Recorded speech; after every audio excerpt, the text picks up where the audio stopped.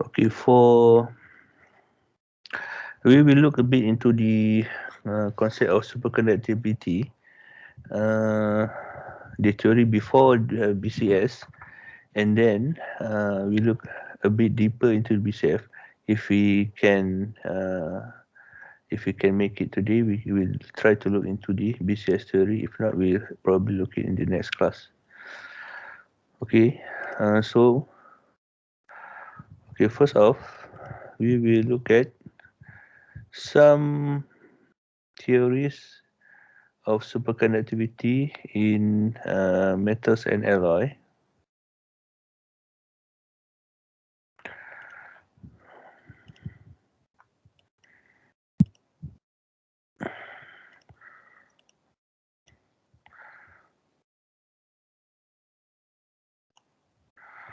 Okay,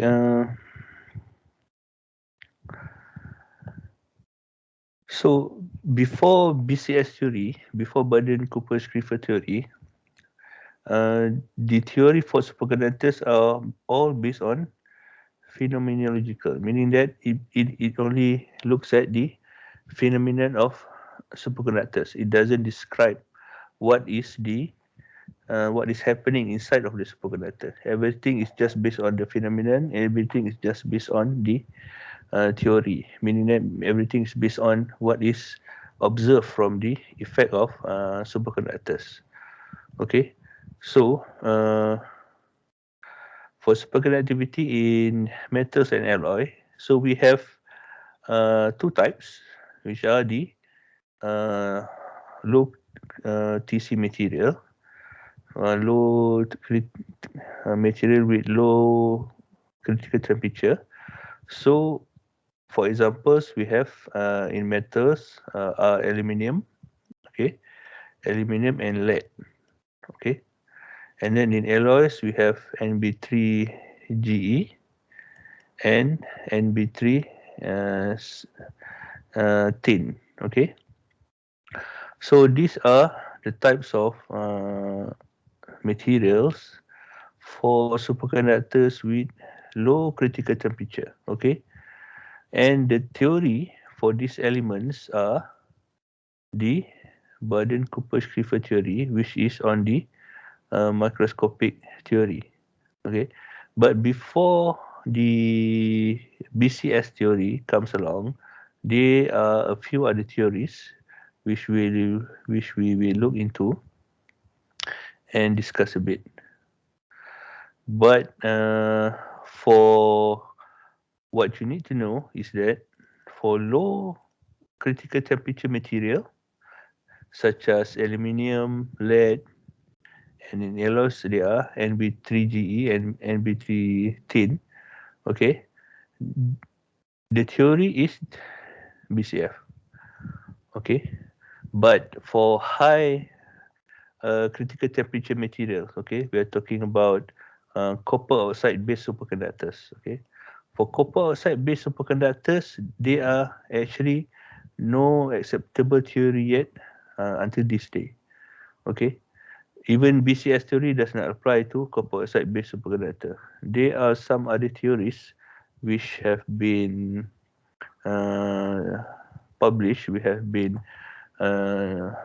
proposed, but until today there is no acceptable theory which can include all copper oxide based superconductors. Okay, but for low critical temperature material such as aluminium, lead, Nb3Ge, and Nb3 tin, the theory for that are Burden-Cooper-Schrieffer theory. This is the microscopic theory. Okay, but before BCS theory, okay, before BCS theory, there are some other theories as well, which we will look into a bit today. Okay, so for phenomenological theories, okay, so it only looks on the phenomenon, meaning that it only looks at the effects of superconductors, how the superconductor under with low temperature uh, behaves with applied magnetic field, and then how the superconductivity would occur. Okay, it all describes based on the phenomenon. So we have the first is the Goethe and Casimir theory, okay, which is in 1924, and then we have the London theory, the London theory which describes the London penetration depth. We have looked into the London equation, okay. So and then we have the Ginsburg-Landau theory in 1950. Okay, we have Ginsburg-Landau theory in 1950, and also Pipard's non-local theory in 1953. Okay, and then after all these theories, then we will then only the microscopic theory of superconductors come into place. Okay, so after Pipard, there is another theory which is the Abrikosov theory, introduced in 1957. So all of these five theories, okay, all of the five theories uh, describes on the phenomenal level or on the bulk properties. It doesn't really describe on the microscopic properties. Okay, and for your information as well, the Gisbert-Landau theory and the Abrikosov theory actually won the Nobel Prize for their theory in superconductors with low TC. Okay, and then comes the microscopic theory. The microscopic theory, which is the Baden-Cooper-Schrieffer theory, introduced in 1957 as well. It is actually based on quantum mechanics. Okay, it describes how the particles inside of a superconductor behave, which are the lattice and the electrons behave, and it describes, and the theory actually applies to all of the superconductors and to all of the low material superconductors, but it does not actually explain the for the high temperature superconductors, which is more on copper oxide. Okay, it doesn't it doesn't it doesn't describe the copper oxide based superconductor, only for low critical temperature material superconductors. Okay.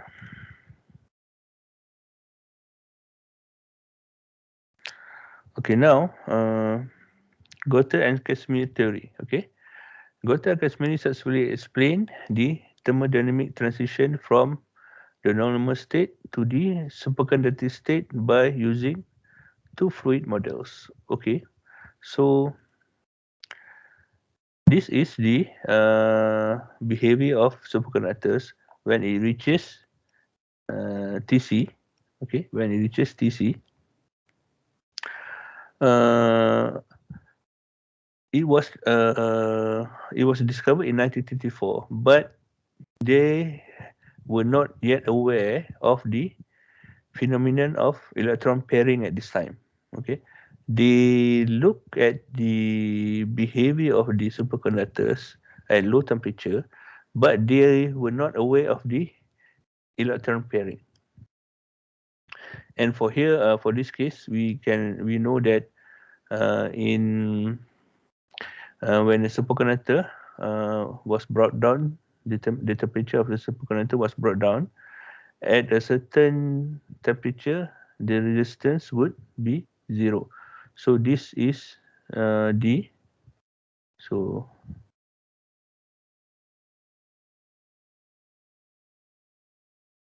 so this would be the normal state.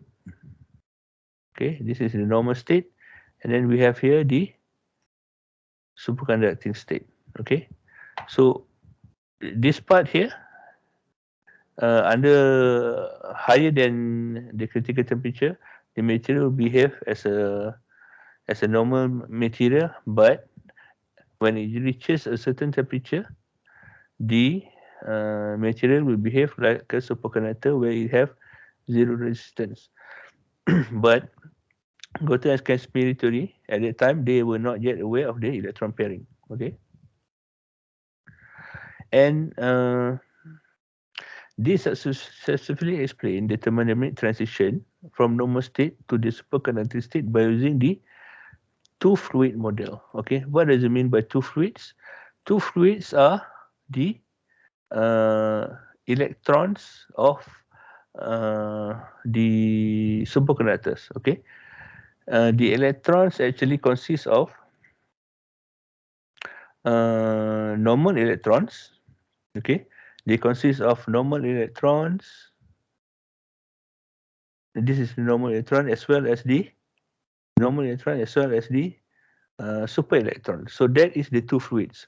The first fluid is the normal electrons. The second fluid is the super electrons. Okay. So go to Encasment explain the states using the two fluid model. And according to this model, the superconducting state is said to have two kinds of electrons: normal condition electrons as well as the super electrons. Okay, and the density of the charge carriers. Okay, what are the charge carriers? The charge carriers are actually the electrons. Okay, okay. Before that, the two fluid model.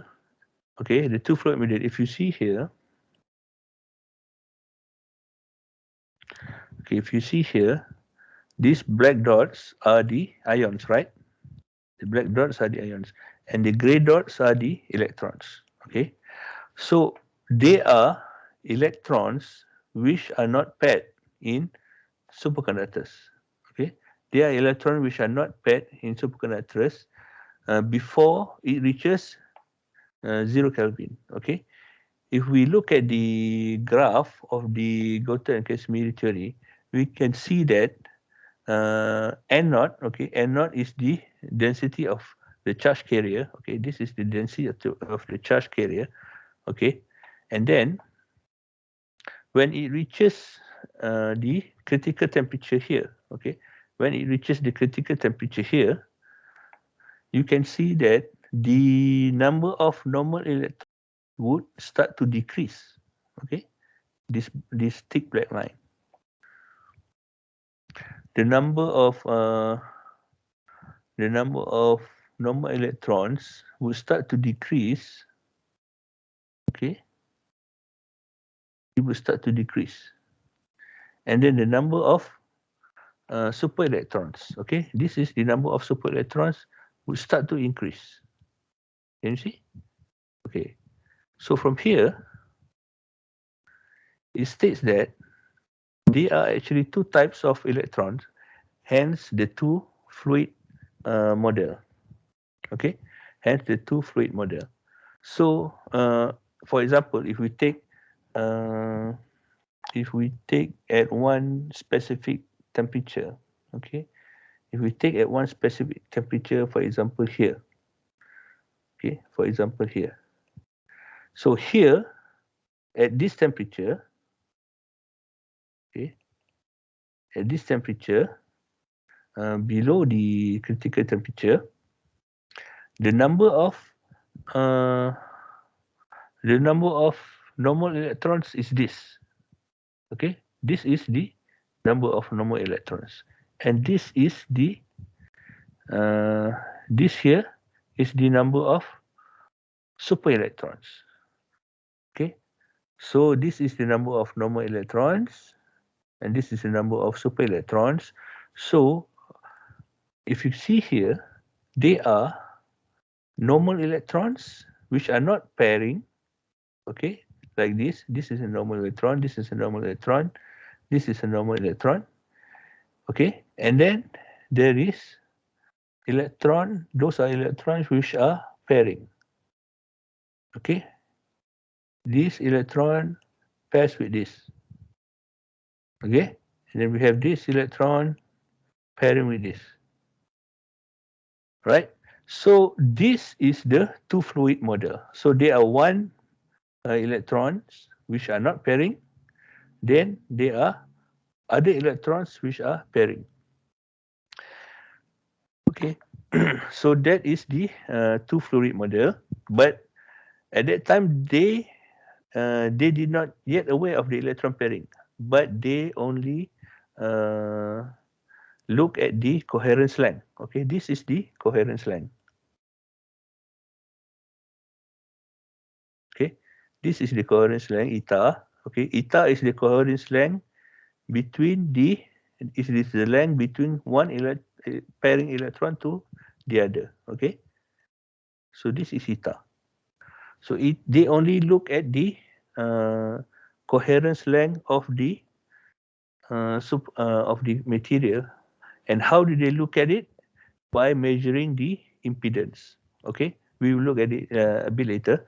But for now, what you need to know is that according to Goethe and Encasement theory, they are actually two fluid models with electrons, with normal conduction electrons, as well as the super electrons. So super electrons are the electrons which produces the superconductivity. Okay. So the density of the charge carriers, right? The density of the charge carriers. And what are the charge carriers? The charge carriers are the electrons. Those are the charge carriers. Okay. Density of the charge carriers electrons N naught is equals to Nn plus Ns. Okay. N naught is equal to Nn plus Ns, which is Nn is the normal electrons, Ns is the super electrons. So as the temperature goes below Tc, the number of normal electrons start to decrease. Okay, normal electrons start to decrease, and the number of super electrons, start to increase here. Okay, so N naught is equal to Nn plus Ns with the density of the normal electron. Okay, density of the normal electron Nn is equal to X N naught, which is one constant. And the density of the super electron Ns is equal to 1 minus X N naught. So X is also the same constant. Okay. So we can calculate the density of the super electrons. So the relation between the density of the super electrons to the density of the charge carriers is this. Okay. So Ns is equals to the density of the super electrons equals to the density of the charge carriers N naught times 1 minus T, whatever the temperature we are looking at. Okay, whatever the temperature that we're looking at. Okay, so for example, this is going to be our T. Okay, divided by Tc, the critical temperature, to the power of 4. Okay, so this is the density of the super electrons. Okay, and then this is the normal state. Okay, the same graph. This is the normal state, and this is the superconducting state. Okay, at Tc, all electrons are normal electrons. Okay, there is no super electrons. So Ns is equals to 0. And then as we go down the temperature, the number of normal electrons decrease and the number of super electron increase. Okay, number of normal electrons will start to decrease and the number of super electrons start to increase. And at 0 Kelvin, okay, at 0 Kelvin here, there are no more normal electrons. Okay, this is the theory. Okay, this is the theory. There are no more normal electrons at 0 Kelvin, and all electrons becomes super electrons. Okay, so all here, the super electrons is the becomes the charge density of the charge density of the electrons. Okay, now if we increase back the temperature, Okay, if we increase back the temperature, the Cooper pair will start to break up. Okay, if we increase, but this is what was observed by Gotter and Casimir. They did not yet know about the Cooper pairing, but they only know about the coherence length.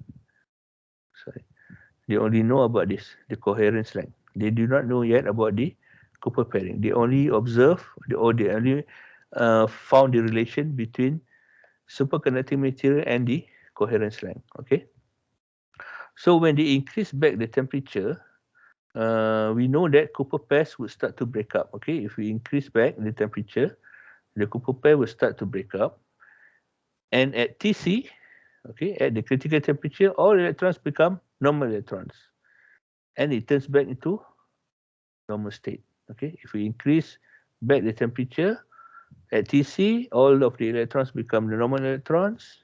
The material turns back into a normal state, and this is actually a reversible process. Okay, meaning that you can bring down the temperature to get the superconducting state, and then you can increase back the temperature to get the normal state. Okay, and this is reversible. So this is known as the two-fluid model because two types of electrons involved: the normal electrons and the super electrons. Okay, the two fluid describes the two fluid actually is the uh, normal and the uh, super electrons. Okay. Okay. Before that, mm,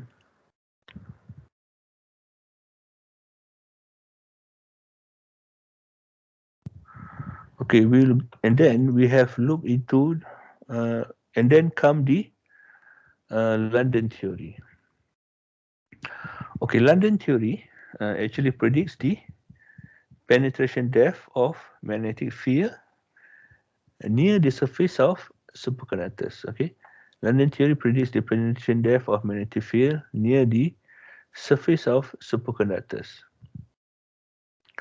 So when we apply magnetic field, okay, when we apply magnetic field, the magnetic field would slightly penetrate the surface of a superconductor. So this is the London theory. Okay, we have looked at it previously. So this is the material. Okay,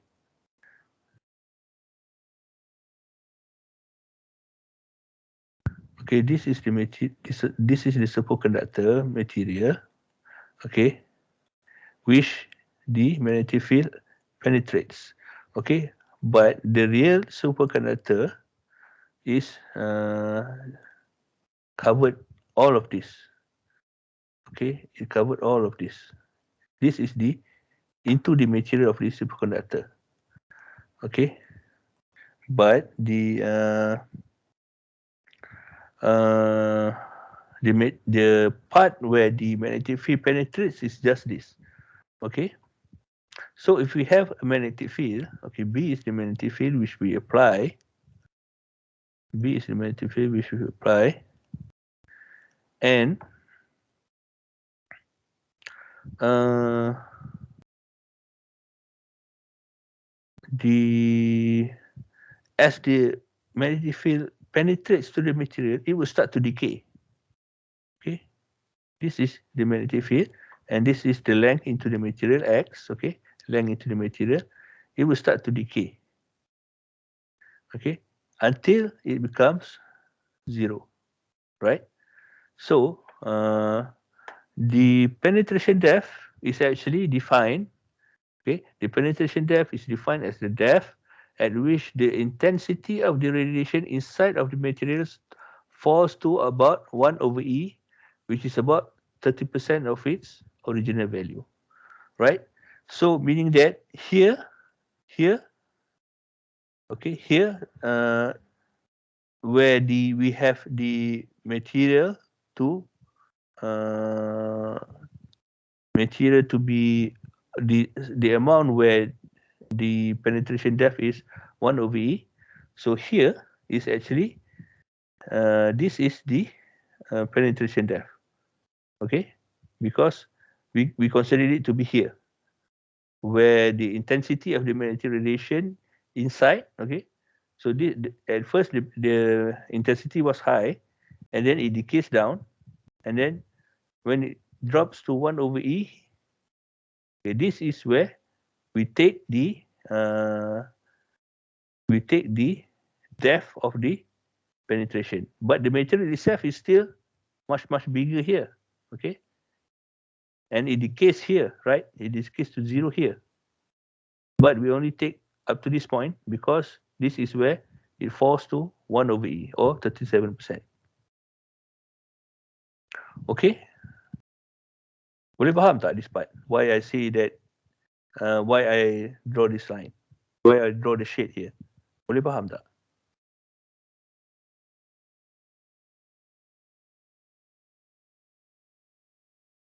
Can you understand? Boleh faham? Boleh, Doktor. Boleh Sure Okay, I just repeat one more time just in case. So the material, the superconductor is macam ni. Okay, this is the superconductor. Okay, but when we apply magnetic field, okay, this is the magnetic field intensity. When as the magnetic field enters the superconductor, it will start to decay. Okay, it will start to decay, and the point where the decay, the radiation is 1 over E, or 30% of the original. Okay, this is the point where we take that, where we take the penetration depth, where we consider the penetration depth lambda. Okay, but the magnetic field will still continue to decay until it becomes 0. Okay, but the point where we take the the depth is just 1 over E. Okay, and then what is the from London theory, what is the relation with mass? So this is the equation. Okay, so okay, before that, okay, the London theory actually starts from Maxwell equations. Okay, we have looked into it. I will be giving you the first assignment probably by today, to for you. Maybe the question goes for you to derive the first London equation as well as the second London equation, and then the penetration depth. Okay, so it starts with Maxwell equations, and then we get the first London equation, and then the second London equation. Okay, and then okay, here this is the relationship of the penetration depth with temperature. So lambda at 0, okay, lambda at 0 divided by lambda at the temperature where we want to, the temperature that we're looking at will be equals to 1 minus in bracket T, the temperature that we're looking into, divided by Tc, the critical temperature, to the power of 4. So if you look here, right,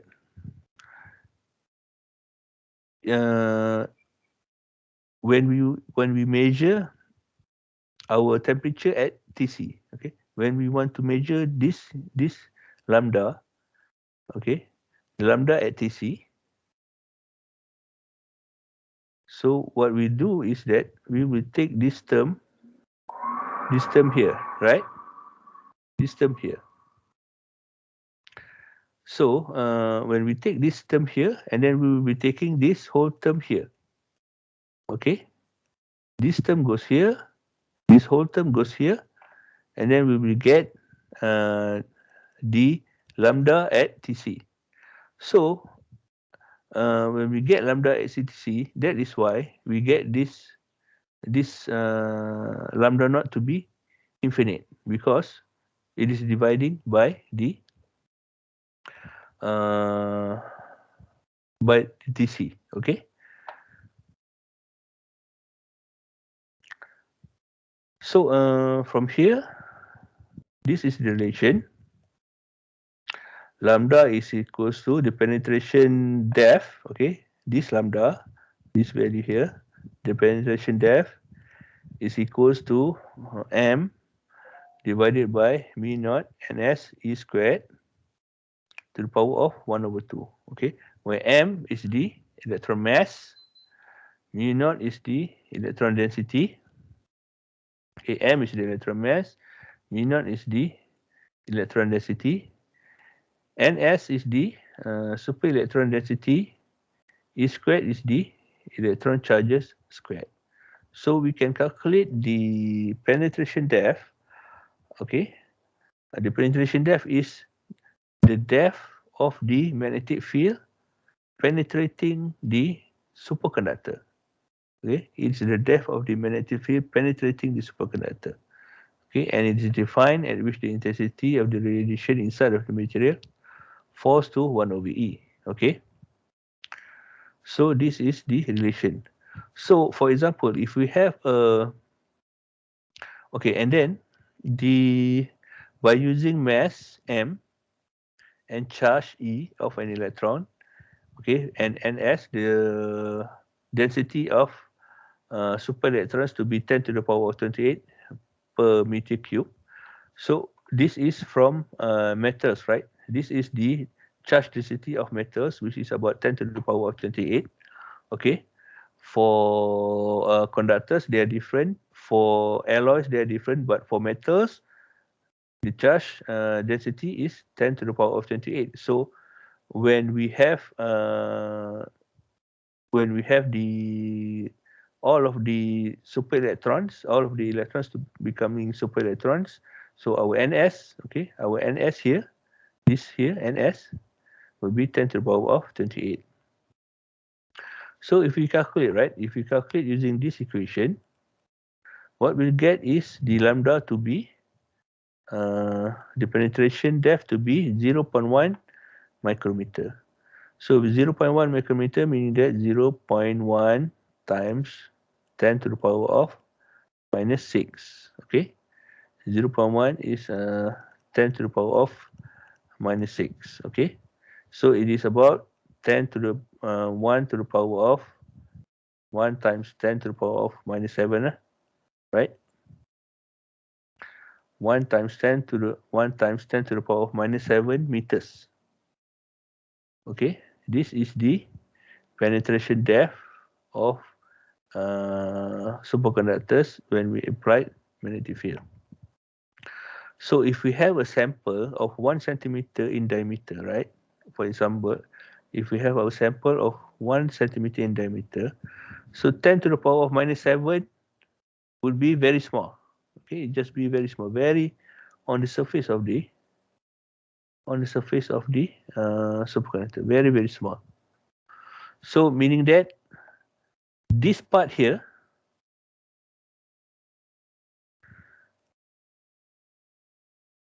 is not superconducting. Okay, but these other parts here, okay, if let's say we have our magnetic field to be right, the magnetic field will be excluded from the material, right? We have seen the Masonry effect, okay, the Masonry effect. From the Masonry effect, so according to London theory, this part here, the very small part here, is not superconducting, because the magnetic field penetrates the material. Okay, here the magnetic field would penetrates the material. Okay, so we have a something like this. The the magnetic field will go something like this. Okay, but this is with a 1 centimeter diameter sample. Okay, how about if we have the sample, the diameter of the sample to be 10 to the power of minus 7 meters. Okay, what will happen?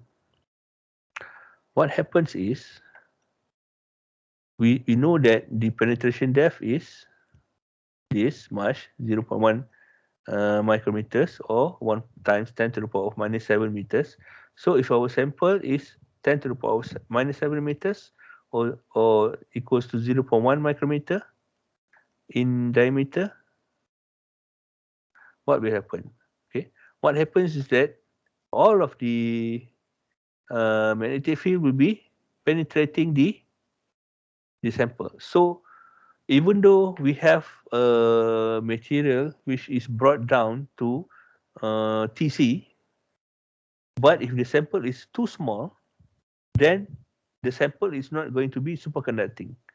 Why? Because the uh, the magnetic field still penetrates the material, and if the material is too small, 10 to the power of minus 7 meters, it will not be superconducting. But of course, it is impossible to fabricate such a small sample, 10 to the power of minus 7. But that is the theory, meaning that the penetration depth shows that at this point, the material is not superconducting. But the other parts, the material is actually superconducting. Okay, these other parts, the material will be superconducting. But the parts where there is a penetration depth, okay, there is a penetration depth here, it is not a superconductor. Okay, so that is the London theory.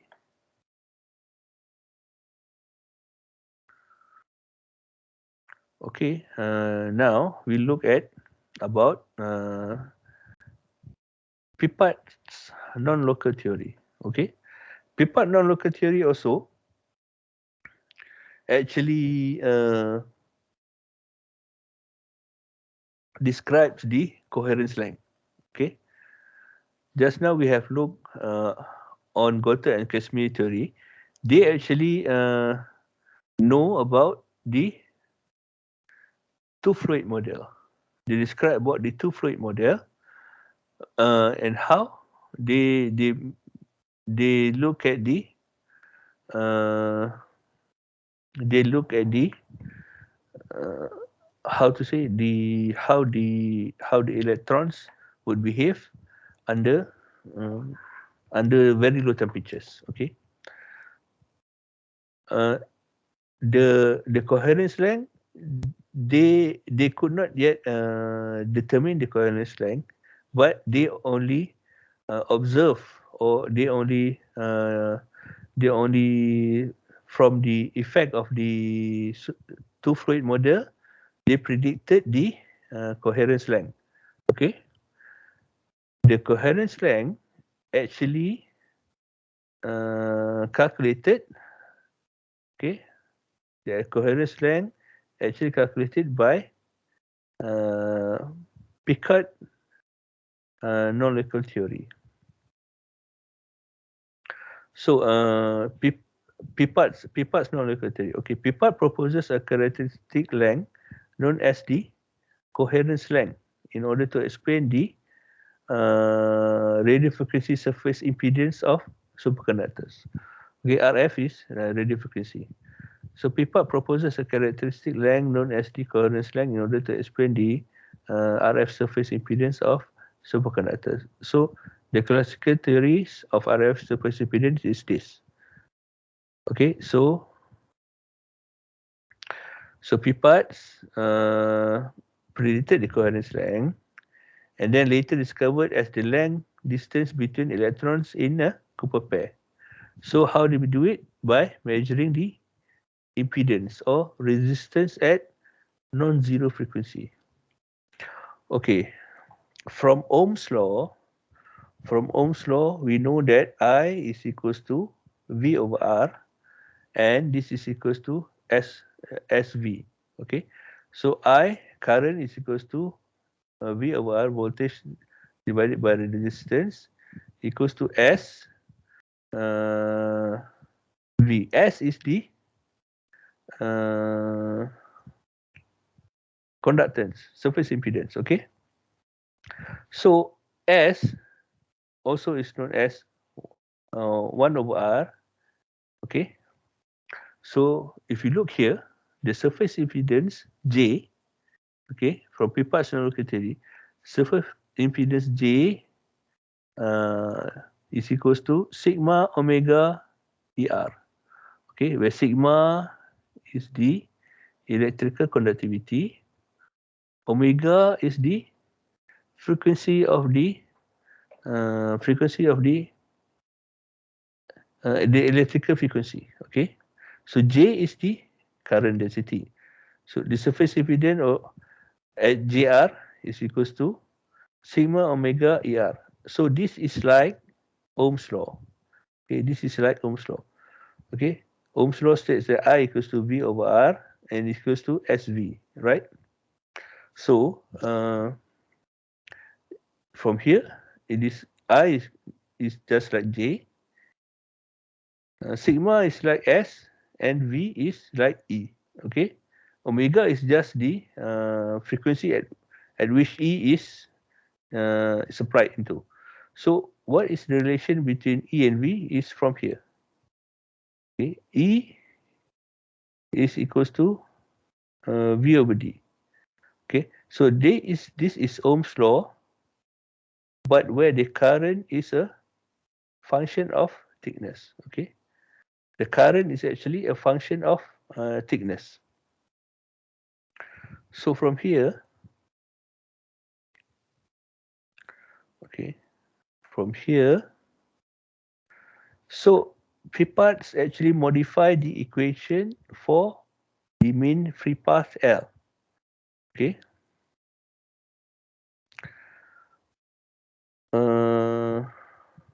For a superconductor, the mean free path L must be replaced by the coherence length eta using the relation where eta naught is the intrinsic coherence length. Okay, so what it means here is that in other types of materials such as a conductor or a capacitor, okay, the mean free path, okay, the mean free path of conductors or capacitors, the mean free path is only L. Okay, the mean free path is only L. But for superconductors, there is another term which is need to be considered, and that is the coherence length, eta. Okay.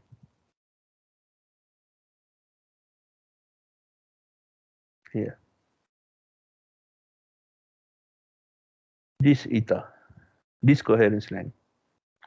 So for superconductors, we need to consider the coherence length, not just the L, okay, the mean free path, but also need to consider the coherence length.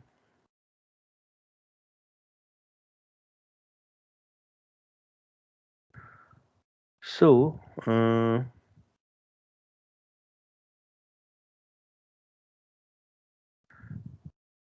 this, right?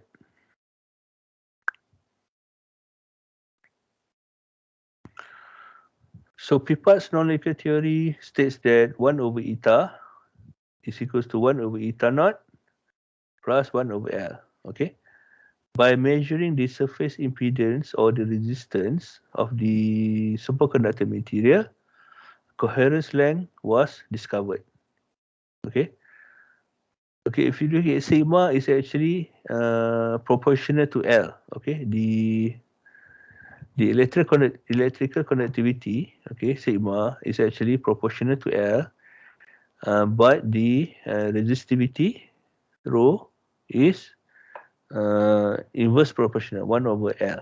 Okay, so Pipart measured the surface impedance of superconductors, and by using the Ohm's law, okay, this is Ohm's law, V equals to IR and J equals to sigma E, he found that sigma, the conductivity, need to include 1/, eta naught, which is the coherence length of the superconductor, in order to explain the superconductivity of superconductors. Okay. Still, at this point, it is not yet known about electron pairing. Okay, it is not yet known. We have looked at Encasement Theory, where it describes the two fluid models, meaning that there are actually two types of electrons involved in superconductors. Okay, one where we know later that it is non-pairing, and the other one is pairing. Okay, and then London theory about the penetration depth, and then Pipart's non-linear theory, which talks about the coherence length. So this coherence length is actually the length of the length between two pairing electrons. Okay, he modified the equation for the mean free path. Okay, mean free path L, in order for him to propose the to explain the superconductivity of superconductors. Okay, so that is what Pipart did. He modified the mean free path L, okay, from Ohm's law. Okay, and then comes the Gisberg-Landau theory. Okay, so Gisberg-Landau theory describe about the wave function of the superconducting phase. Okay, in quantum mechanics, okay, before that, in quantum mechanics,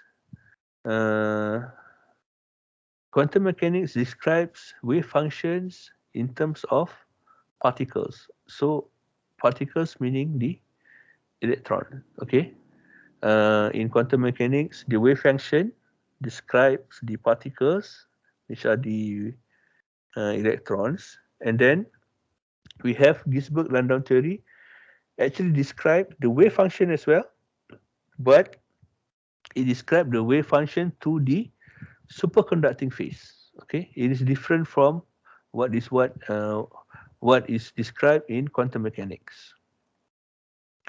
So, in Gisberg-Landau theory, the low temperature is the ordered phase. Okay, and can be characterized by an order parameter of psi equals to psi epsilon I phi. Okay, which grows somehow from 0 to Tc to larger values at lower temperatures. Okay, so okay, we have seen here the Gibbs free energy. In the simplest case, the free energy can be written as Gs equals to Gn plus 1 constant alpha plus psi squared divided by 1 plus 1/2 beta t psi to the power 4. Okay, what does it mean? Okay, from the first law of thermodynamics, okay, we know this from the first law of thermodynamics, E equals to Q minus W, right? The energy is equals to the amount of heat minus the work done. This is from the first law of thermodynamics. So dE is equals to dQ minus dW. So, and then we have looked previously, okay, we have looked previously in thermodynamics, if you remember. we have looked into the energy state, right? We have looked into the energy state where we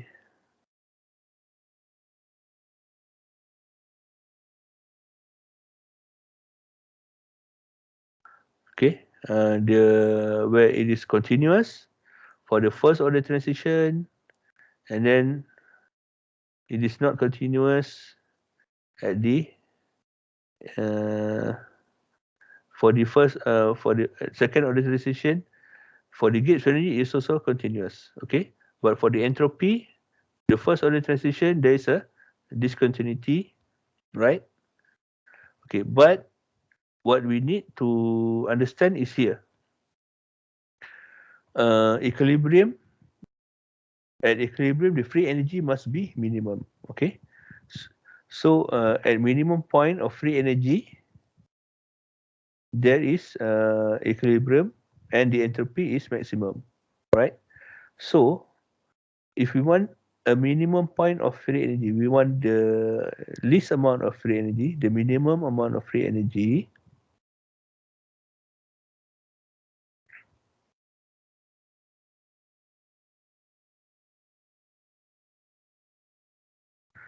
Okay, this is known as the Gibbs free energy. So we need to minimize the free energy in order for us to get a stable superconducting state. That is the Gibbs-Landau theory, meaning that we need to bring down the temperature in order to minimize the free energy, and then only we have a stable superconducting state. Why? Because at the low energy, then only the electron would start to pair. Okay, so Gs, the Gibbs, the free energy at the superconducting state. Okay, this is Gs, S meaning that the Gibbs free energy at the superconducting state is equals to Gn, which is the Gibbs free energy at the normal state, plus alpha T psi squared. Okay, alpha is one constant, and T is beta is another constant. Okay, plus 1 over 2 beta T psi to the power of 4. So what Ginsburg-Landau theory did was to take the wave function, okay, take this wave function and put it into this equation. Okay, put it into equation and then minimize the free energy. So from here, from the wave function, they derive the penetration depth as well as the coherence length.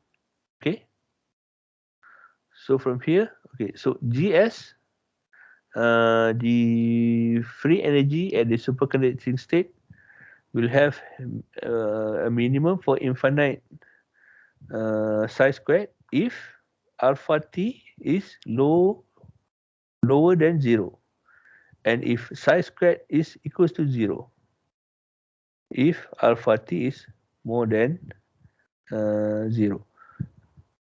Okay, so Gs will have a minimum for infinite alpha squared if psi squared if alpha t is lower than 0, and for alpha psi squared is equals to 0, alpha t is more than 0. So beta may be taken as a positive constant while alpha t is this. Okay, but you don't have to remember all of that. What you need to know is this part, where you take the wave function, okay, this wave function, and put it into the equation.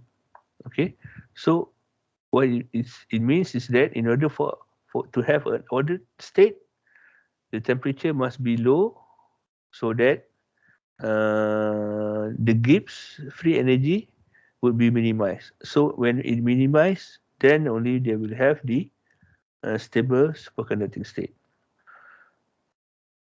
Okay, so okay, this is because of Ginsburg and Leggett. Leggett actually is the person who looks at superfluids. Okay, these three won the Nobel Prize in 2003. So in general, superconductor can be divided into two types, okay, depending on this ratio, on this ratio. So the lambda is the London penetration depth, eta is the coherence length. So if let's say the lambda over eta is less than 1 over square root of 2, then it will be a type 1 superconductors. And if lambda over eta is more than 1 over square root of 2, then it will be type 2 superconductors. So this theory is the one which propose about the vortices in superconductors here. So we have in type 2 superconductor, right? In type 2 superconductor, they are vortices formed when we apply the magnetic field. Okay, so the blue part, okay, if you look here, the blue part, all of this blue part is actually superconducting, but here, the vortices here, the white part is actually not a superconductor. It doesn't behave as a superconductor because the magnetic field would penetrate, just like what we saw in London theory, okay, where we look at the penetration of magnetic field, okay, penetration of magnetic field here, okay. But for type 2 superconductors, okay, this is what happens. It have vortices, okay. So for Ginsburg and Landau theory, if lambda over eta is less than 1 over square root over 2, it will be type 1 superconductors. So it means that we have small penetration depth, small lambda, small penetration depth, and large eta, meaning that large coherence length. Okay, the coherence length will be large. But if lambda over eta is more than 1 over square root of 2, then it will be type 2 superconductors. Okay, in type 2 superconductors, we have large penetration depth.